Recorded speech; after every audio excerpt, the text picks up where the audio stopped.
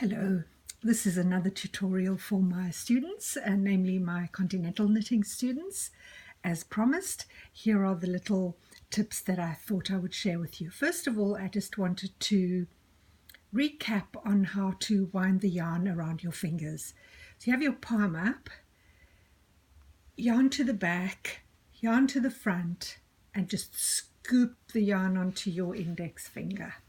Now, if you have a look, if I can do some gymnastics, if you have a look over there, you'll see that the yarn is kind of trapped in that bottom crease of my finger, and then I hold on to the needle. This is what controls the tension, and that's the part that will make your life very much easier. So once you've got that, you can go back and have a look and make sure you're doing it. I have a little list here. My students wanted me to show them how to slip the first stitch, knit or purl. So when you slip the first stitch, it's actually quite easy. You just put your needle in and you slip the stitch over to the other side, right?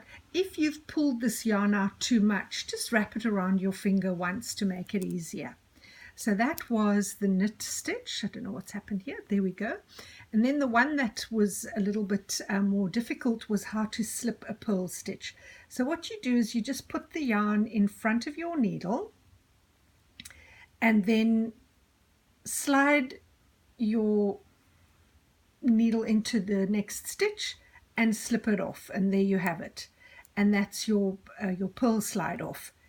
Then if you wanted to, obviously, if you wanted to knit the first stitch, you just start off and knit as usual. But if you wanted to purl the first stitch, now this stitch is getting a little bit stretched out because of the toing and froing, but this is how you would do it. You put the yarn in front of your left hand needle. I'm just holding this out the way so you can see what I'm doing. Slide the needle into the stitch to be purled and purl. Judith, oh dear, it's a little bit tricky when you're trying to show it to somebody, and then purl it off. Now I wonder if I should do that again. Oh, I won't. I think you can slow it down. So let's see if I can do it again a little bit more convincingly. So yarn in front of the needle like that, and then you just purl it off. You can engage this finger, it's not a problem, and then you can take off and purl your stitches as you need them. So those are the slipped stitches, and then just the regular knit. We'll go through that again. Basically just make sure the thing to remember is just to take the yarn from the top and not from the bottom. If you take the yarn from the bottom, it's not wrong per se, but it does seat your stitches back to front, in which case you will have to just flip them all around on the other side. So we just go these. This is just the regular knit stitch. And then my next note was the regular purl stitch. So you put your working yarn in the front of your left hand needle, come in from behind, so it looks like you've kind of got two stitches on your needle, but you don't, and you hook the yarn, use your thumb and pull it out the back. So come in from the back, yarn around the needle, use your thumb and push your work out the back. That's just a regular purl, and that's the one that I use when I knit. Obviously, you must remember that there are many, many, many ways of knitting Continental. I'm just showing you what we did in the class.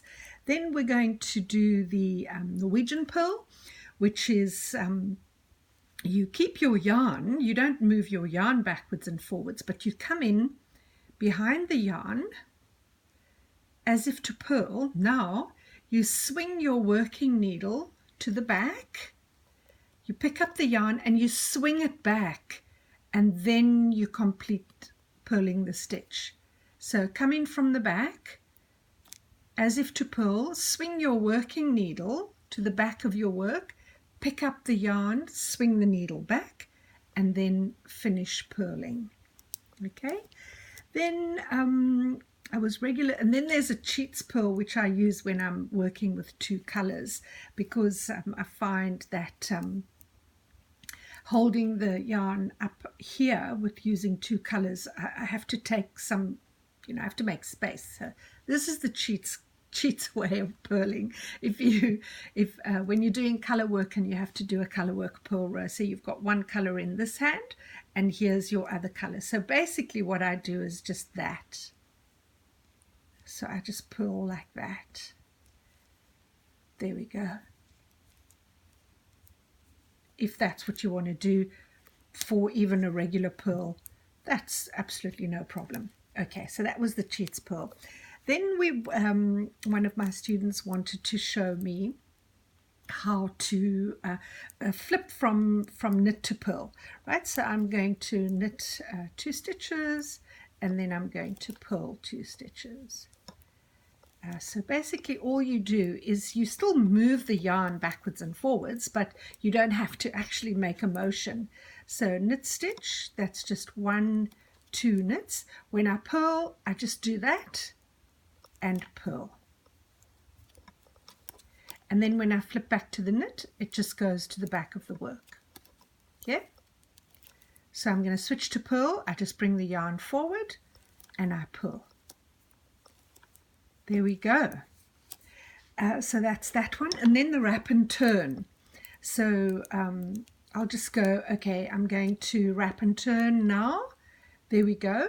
Put your yarn forward, slip a stitch, put your yarn back, and put the slip stitch back on that needle. Here's the nice part. All you have to do is that.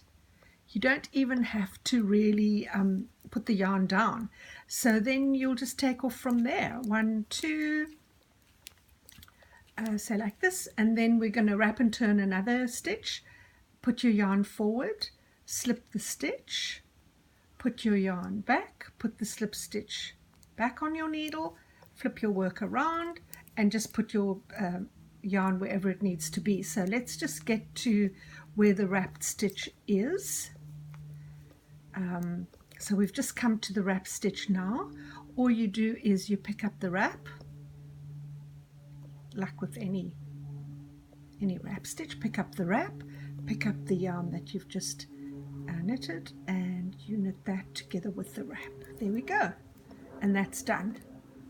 Okay, I hope that helped my students to remember what to do. So I think I've just gone through my whole list. I reckon I'm done. I hope that was helpful to you girls. And until the next time I demonstrate something for my students. Bye.